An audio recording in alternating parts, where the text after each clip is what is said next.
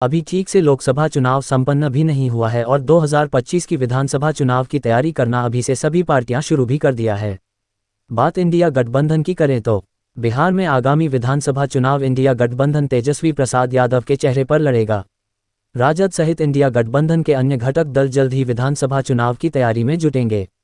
कांग्रेस के प्रदेश प्रवक्ता राजेश राठौर ने कहा कि बिहार में इंडिया गठबंधन के नेता तेजस्वी प्रसाद यादव हैं। कांग्रेस उनके नेतृत्व में ही बिहार में चुनाव में शामिल होगी।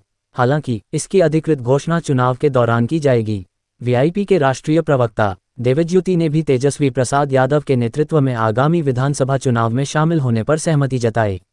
उन्होंने कहा कि तेजस्वी यादव एवं वीआईपी प्रमुख मुकेश सहनी की जोड़ी एक बार फिर लोगों को गोलबंद करेगी। वामदलों भाकपा माले, भाकपा व माकपा भी पूरी तरह राजद के साथ विधानसभा चुनाव में जाने को तैयार है। भाकपा माले के मीडिया प्रभारी कुमार परवेज के अनुसार पिछले विधानसभा चुनाव में भी वामदल तेजस्वी यादव के साथ खड़े थे।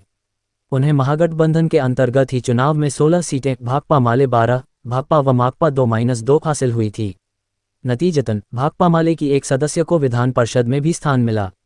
एनडीए सरकार बनने के बाद से राजद में लोकसभा चुनाव परिणाम पर मंथन होगा। राजद ने चुनाव में 23 सीटों पर प्रत्याशी उतारे थे, जबकि 4 सीटों बक्सर, औरंगाबाद, जहानाबाद व पाटलिपुत्र पर ही सफलता मिली। कई विधानसभा क्षेत्रों में निकटतम प्रतिद्वंद्वी से कम वोट मिले हैं। इसकी समीक्षा की जाएगी। उन विधानसभा क्षेत्रों में कमी कहाँ रह गई, विधायकों की भूमिका की भी समीक्षा होगी।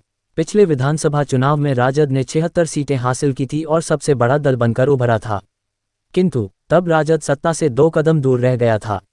लेकिन इस बार समीकरण बदला हुआ है।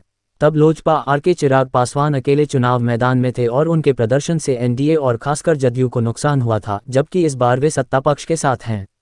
तेजस्वी की अधिकतर सभाएं यादव बहुल इलाकों में हुई। राजद 2025 के विधानसभा चुनाव की तैयारियों में जुटेगा। राजद सूत्रों की माने तो लोकसभा चुनाव के दौरान तेजस्वी यादव की 251 चुनावी सभाओं में अधिकतर सभाएं यादव बहुल इलाकों में हुई। इसका असर भी चुनाव परिणाम पर पड़ा है। इन क्षेत्रों में राजद के परंपरागत वोट के अलावा अन्य वोट को एकजुट करने में विफलता मिली। सभाओं में हुई अफरातफरी व बल प्रदर्शन ने अन्य पिछड़ी जातियों को साथ आने से रोक दिया। इसकी भी समीक्षा होगी।